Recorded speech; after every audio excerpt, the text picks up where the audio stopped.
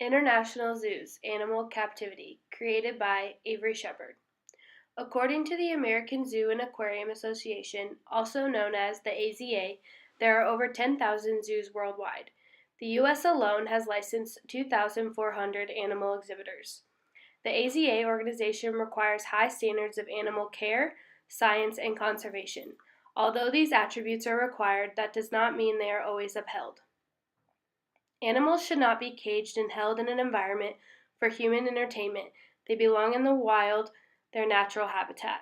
Many studies have shown that captivity can lead the animals to mental and physical suffering. Most captivities in zoos across the world are man-made and cannot meet the standards of their natural habitat.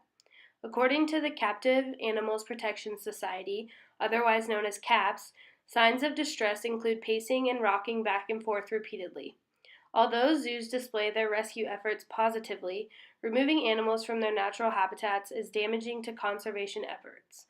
CAPS states effective conservation is carried out by working in the animal's natural habitat to protect individuals and entire ecosystems.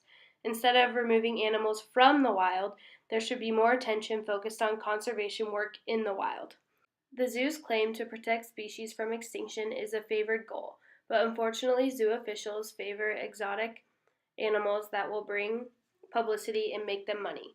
Captivity also teaches children and some adults that manipulating animals for our viewing pleasures is acceptable. Animals have their own rights and their own needs to be met, just like human beings.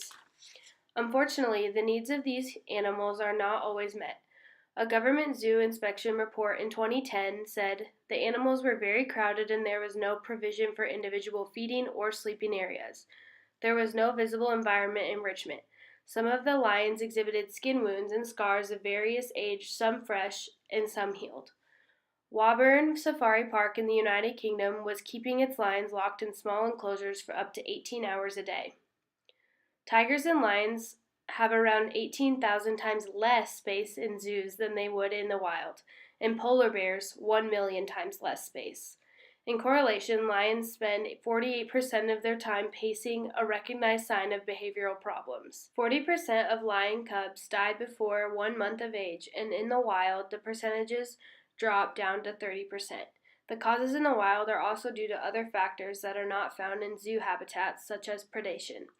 The increase of animal captivity is positively correlated with the aggressiveness of such animals. In 2007, Tatiana, a Siberian tiger at the San Francisco Zoo, was shot to death after she killed one person and injured two others. Also, a year prior, she had mauled one of her caretakers. These incidents are only occurring in one area. A gorilla named Jabari escaped from the Dallas Zoo by jumping over walls and evading electrical wires, later to be shot by the local police. It was later reported that the gorilla was being taunted by teenagers prior to the incident. These animals belong in the wild, not in captivity. If they escape, which is a natural instinct, they are being killed. This goes against the zoo's prior claim to save animals on the verge of extinction. Zoo organizations are removing animals from their natural habitat only to be later shot and killed.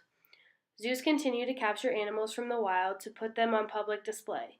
In 2016, the U.S. Fish and Wildlife Service approved the capture and transfer of 18 African elephants, a species designated as endangered, from their natural habitat to zoos in Kansas, Nebraska, and Texas.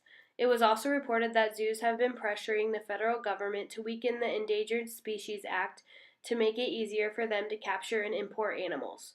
To get involved in protecting these captive animals, you can support organizations such as the Global Federation of Animal Sanctuaries, who rescue and care for exotic animals without selling or breeding them. Instead of patronizing zoos, we can become involved in a more positive way. We can write to the zoo sponsors to encourage them to put their money toward protecting animals in the wild instead of capturing them. Other organizations also include the International Primate Protection League and the Born Free Foundation. Captivity cannot begin to replicate a wild animal's natural habitat.